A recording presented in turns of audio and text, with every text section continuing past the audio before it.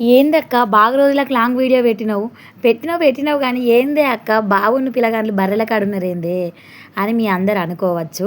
అసలు ఏమైందంటే అసలు బర్రెల కాడికి ఎందుకు పోయినామంటే చెప్తా. సో మన వీడియోను ఎండ్ వరకు ఖచ్చితంగా చూడుర్రి. సో మన ఛానల్ ఎవరైనా కొత్తగా చూస్తే మన ఛానల్ని సబ్స్క్రైబ్ చేసి జర మన యూట్యూబ్ ఛానల్ను ఫాలోగా అర్రి. అసలు ఏమైందంటే ఏం జరుగుతుందంటే మా వాళ్ళకు ఒక పిచ్చి ఉన్నది. అది ఏం పిచ్చి అంటే బర్రెల పిచ్చి, దుడ్ల పిచ్చి, ఆవుల పిచ్చి, కుక్కల పిచ్చి, కోళ్ళ పిచ్చి, మొత్తానికైతే జంతువుల పిచ్చి ఉన్నది మా వాళ్ళకు. ఎక్కడ బర్రెలు కనబడ్డా, దుడ్డలు కనబడ్డా, ఆవులు కనబడ్డా, ఏం కనబడ్డా మప ఎద్దు, మేక, ఆవు, పాప మొత్తానికి వాళ్ళు పెద్ద పెరిగినాక వెటర్నరీ డాక్టర్ అవుతారు కావచ్చు. గంత పిచ్చి ఉన్నది. వెటర్నరీ డాక్టర్ అన్న వాటి మీద అంత కేరింగ్ తీసుకుంటారో తీసుకోవడో తెలియదు కానీ మా వాళ్ళు అయితే వాళ్ళకి అంత పిచ్చి మేకలు అట్లా అవన్నీ అంటే. అందుకోసమని ఈ కాలంలో అసలు వాళ్ళే మంచోళ్ళు. ఎందుకంటే ఈ కాలంలో మనుషులను నమ్ముల కన్నా జంతువులను నమ్మేది బెటరు. వాటికి ఓ 2 సార్లు మేత ఎత్తే, ఆకలి కొద్ది ఉన్నప్పుడు మేత ఎత్తే అవి విశ్వాసంగా ఉంటాయి. కానీ మనుషులు అట్లుంటారా? ఆహా, మనకు వాళ్ళకి ఏమన్నా ఆపద ఉంటే మనం సాయం చేసినాం అనుకో, వాళ్ళు ఇంకా మన గురించి బ్యాడ్గా మాట్లాడతారు. అందుకోసం అంటారే కదా, కుక్కకున్న విశ్వాసం మనిషికి ఉండదని. అది మాత్రం వాస్తవం విషయం. సో మేమైతే ఇక పని పడనే పోయినాం. మా బావ ఇంటికాడ ఉన్నాడు. సో మేమైతే ఇక ఆ బర్రెలను అయితే దుడ్డలను చూంచుకొద్దామని అయితే పోయినాం. సో అక్కడనే మాకు నియర్ బైల్నే ఉన్నాయి అన్నట్టు అవి. సో మేము తవ్వపొంట పోయినాం. మాకు అక్కడనే ఉంటాయని యాక్చువల్గా ఏం తెలియదు. సో తవ్వపొంట ఏమైనా కనబడతాయి కావచ్చు అనేసి అయితే పోయినాము. ఇది నేను మా అమ్మ వాళ్ళ ఇంటికి నుంచి మా ఇంటికి వచ్చే దారి. సో ఏమన్నా కనబడతాయి కావచ్చు అని అయితే పోయినాం. కానీ మంచిగా మొత్తం ఒక 2 ఆవులు, 2 ఎద్దులు, ఒక చిన్న దుడ్డే ఆ ఉన్న ప్లేస్ అయితే కనబడ్డది. సో మా బావోళ్ళ సీనియర్ అట అన్నయ్య, మా పక్క అంటే మా ఊరి పక్కకే. సో అక్కడికైతే పోయినాం అన్నట్టు. మా వాళ్ళకు ఎంత మంచి పార్కుకు తీసుకుపోయినా, లేకపోతే ఎంత మంచి స్టేడియంకి తీసుకుపోయినా కూడా లేని ఎగ్జైట్మెంట్ వీటిని యూత్ వచ్చింది అన్నట్టు. నేను ఎన్నోసార్లు పార్కుకి తీసుకుపోయినా, మ్యూజియంకు, అటు ఇటు ఎగ్జిబిషన్కి తీసుకుపోయినా కానీ అన్నిటిని చూసి అంత ఎగ్జైట్మెంట్ కాలే కానీ వాడు వాటిని చూసుడుతోటే అంత ఎగ్జైట్మెంట్ అయ్యాడు. వాడు కనీసం చెప్పులు తడుక్కోరా అంటే కూడా తడుక్కోలే పోతున్నాం అన్నసరికి.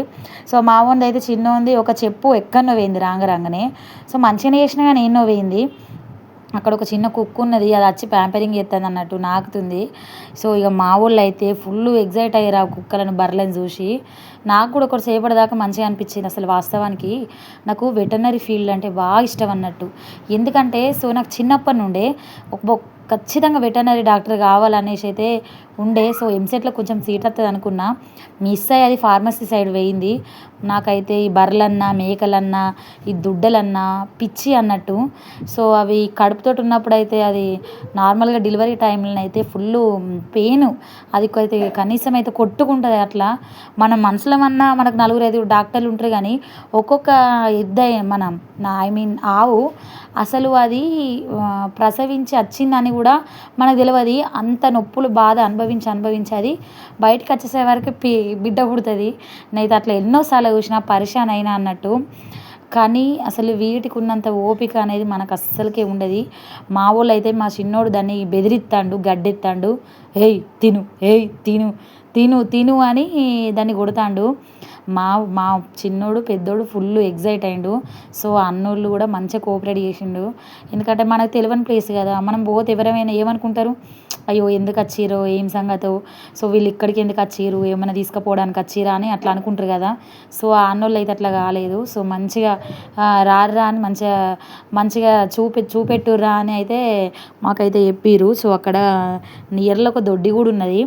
ఇక మళ్ళీ సేమ్ అదే కుక్క అది మనుషులను చూసుడుతోటే నాకు కూడా స్టార్ట్ చేస్తుంది, ప్యాంపరింగ్ చేస్తుంది. కానీ నాకు బాగా భయమైంది దాన్ని చూస్తే, ఫుల్ భయమైంది. అసలు అది కరుతుంది అనుకున్నాను, ఎందుకంటే మనకు తెలియదు కదా దాని గురించి.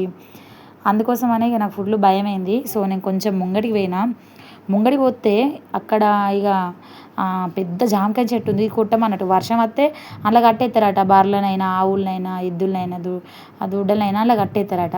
సో ఇది పెద్ద జామకాయ చెట్టు. సో చెట్టుకు కాయలు కూడా ఫుల్ ఉన్నాయి. ఇప్పుడు పిందెల స్టేజ్, ఇంకా కాయలు అనేటివి గట్టిగా కాలేదు. సో ఒక 2 కాయలు అయితే మంచిగా కనబడ్డాయి. పైన ఉన్నాయి కానీ నేను చూడలేదు ఎక్కువ. పైన ఉన్నాయి కాయలు కూడా సూపర్ ఉన్నాయి, టేస్ట్ ఉన్నాయి. ఎంతైనా చెట్టు మీద కాయ మంచిగా ఫ్రెష్గా మంచిగానే ఉంటుంది కదా. సో కాయలు కూడా మంచిగా సూపర్ ఉన్నాయి. అక్కడ వెదర్ మంచిగా ఉన్నది. మా సైడ్ ఎక్కువ కూరగాయలే పండిస్తారు. కూరగాయలు, ఈ పాలు ఎక్కువ మీకు ఐడియా ఉండే ఉంటుంది. సో పాల డైరీ మన ప్రియా పాలు. సో ఇక్కడ మన ఊర్లోనే మా ఊర్లోనే అన్నట్టు పెద్ద డైరీ ఫామ్ అనేది ఉన్నది. సో ఇక్కడ మా ఊళ్ళో ఎక్కువగా ఫీల్డ్ కూరగాయలు పండించుడు ఎవర్ గ్రీన్ ఎప్పటికీ. ఎండాకాలం లేదు, వానాకాలం లేదు, చలికాలం లేదు, ఏం లేదు. సో ఎవర్ గ్రీన్గా పాలు నెక్స్ట్ మన కూరగాయలు పండించుడే ఇక్కడ ఫీల్డ్ అన్నట్టు ఎక్కువ. సో ఇక మా వాళ్ళకు ఆడుకొని వాటితోటి ఒర్రి యాస్టకి వచ్చింది. సో మేము ఇక వాటిని చూపించుకొని అయితే మేమైతే మళ్ళీ రిటర్న్ అయితే అయినాము. కానీ రిటర్న్ కాగా మా వాడు రానన్నాడు, ఆన్నే ఉంటా అన్నాడు. కానీ ఉంటా అంటే నడవదు కదా. సో ఇక మా బావనైతే ఇద్దరిని ఎత్తుకొని అయితే గట్టిగా ఎత్తుకొని వస్తాడు. మా పెద్దోడిని అయితే ఇక తీసుకొచ్చుడు అక్కడ నుండి కష్టమైంది. ఎంత కష్టం అంటే అంత కష్టమైంది. సో మీరు టైం ఉంటే సో మీ పిల్లల్ని కొంచెం వాళ్ళతోటి కొంచెం టైం స్పెండ్ చేయడానికి ట్రై చేయర్రి. ఉంటా మళ్ళా.